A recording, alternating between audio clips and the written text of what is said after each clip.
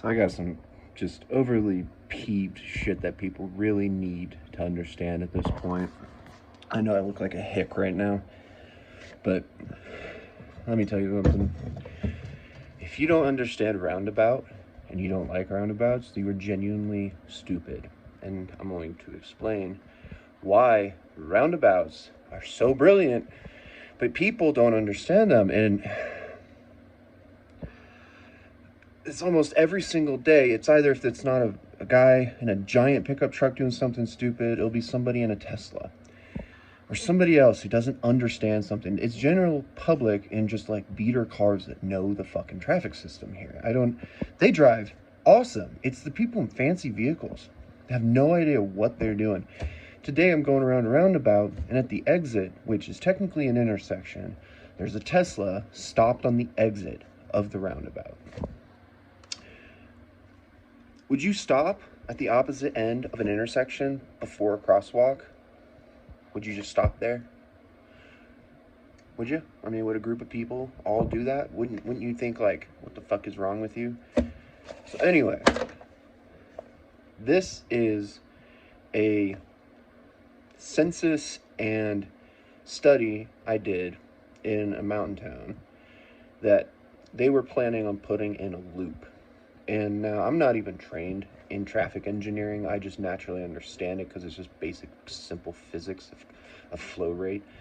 And so I wrote this thing. You can see, it's got like a few pages here of me explaining their construct and why the fuck it wouldn't work. And then I wrote a plan for conflict of interest because they were ignoring people for this like $13 million plan that was stupid. This whole plan was basically to take the downtown section, turn it into a one-way, and it was called the Loop. And it focalized all traffic into one lane for every parking structure. And then you just had a one-way around the whole downtown with two roundabouts for some reason. And so when you have 3 input points for a roundabout, that doesn't work. If you have 2 input points for a roundabout, you actually reduce conflict points by half per volume capita, which that means that if you look at a vector between 2 crossing lanes, so the car's going this way and you're going this way, which is a new plan that they're working on for on-ramps and shit here in Colorado, that, where it's at here, that the car that, if you have 2 cars at the exact same point, going the exact same speed, which is what we do, because our traffic system has been fucking destroyed. It used to be really competent to maintain flow volume. What it's been doing is just creating conflict points. Like, you'll have a red light, and it'll have a whole group of cars, because nobody wants to speed. They all want to go together in like a little bug group, like a little hive-minded setup here. And then you'll have these people waiting in a red light, and you can drive for 3-4 blocks, and the whole road's open. And they'll just stop and wait there, and then the light will turn red, and that group has to stop, and then this one gets to go. It doesn't make any sense.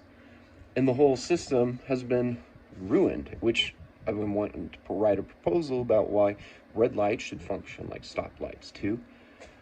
But anyway, so when I beat this thing, which I'm pretty sure I beat it, they haven't built it yet, is that you have this structure here that potentially somebody could drive infinitely around, or since there was a 90 car volume per minute flow rate, that's 90 cars that say roughly, even if 10 of them want to find a parking spot, one car then backing up and waiting, and another car backing up and waiting, essentially would create an infinite series of cars, or one car then that is forced to, instead of just like a whole bunch of people behind them stop and wait for them to find a parking spot, because oftentimes it takes around 10, 30 seconds, a minute for somebody to get in their car and leave, right?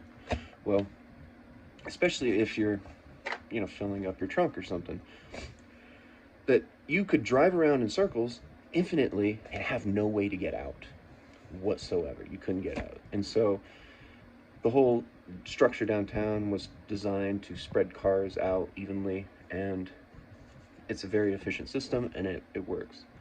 Aside from if you're trying to get to the state park. So what does all this have to do with roundabouts and why people are stupid? Well, because if you, like I was saying, you have two cars going the same speed limit, that they will hit at that cross section. That's called a vector. So what a roundabout does is it takes that vector and it increases it, it blows it up, okay? And it creates a circle. Well, depending on your circumference of circle, the length of your vehicle, and how fast you're traveling, two cars then, encountering that vector, encounter it at separate points. And so they rotate around. That means nobody has to stop, okay? You don't stop on the exit, though. If you're going to stop the opposite side of a street before the crosswalk, don't you think that that's dangerous? That's the exact same thing, stopping at a roundabout. Somebody's going to come around it, maintaining their velocity, and somebody's going to have a very slow reflex capacity. And it, especially in people with Teslas, today I encountered this guy in his Tesla stops before the entrance of the roundabout. No car, none whatsoever. Stops again, and then he can speed off. Okay, so you get these people in these cars that are highly capable. They have no idea how to drive it. I can't get around them. So I maintain an average speed limit. They speed all the way down, get blocks and blocks ahead of me, and then they stop at the roundabout again. I'm coasting. By the time I get there, I'm already back at, with them. I'm still waiting on them. I can't get around them because these people that stop create conflict points. And I already made another video. I don't know if I uploaded that. Anyway, the whole point is that roundabouts reduce conflict points by maintaining more traffic flow per volume. There's going to be one person who's going to get into a car accident, okay? That's going to happen, right? Somebody is going to get into a car accident, no matter where they are, wherever they're going, not just at a roundabout. Now, if that person is going slower, eventually, here's the accident point, right? So you got A to where your accident is going to happen. In between there can be any length of distance of travel throughout your life. The slower you go, the longer it's going to take to get to that point, right? But now you have, let's say, cross sections of cars. Those are your conflict points, where cars are crossing each other's paths. And the more flow you have up here, tens of thousands of cars can get through. So that's tens of thousands of accidents that didn't happen until you get there. Now that's 1, 2, 3, 4, 5, 6 potential injuries of how many accidents are theoretically occurring, right? So when you increase that from point A to point B, that's less time that you're on the road. That means that you lowered the statistic of that day car accident occurring. And that's what roundabouts do. And they don't just decrease that probability of vector analysis, right? So it's a vector theory of probability. It's also lowering conflict points by reducing the amount of areas in an intersection where cars cross. And it does that just like I mentioned. When you have two cars that encounter, you got one going this way and one going that way, if they're going the same speed limit and both lights are green, they're going to crash. However, with a roundabout, take that vector, increase the surface area, they enter the turn, and they don't even have to slow down. That's what they're for. And nobody seems to understand this in their $100,000 car. I mean, I don't understand how you make that much money, but you can't understand a circle. I need a shot. I'm so pissed off.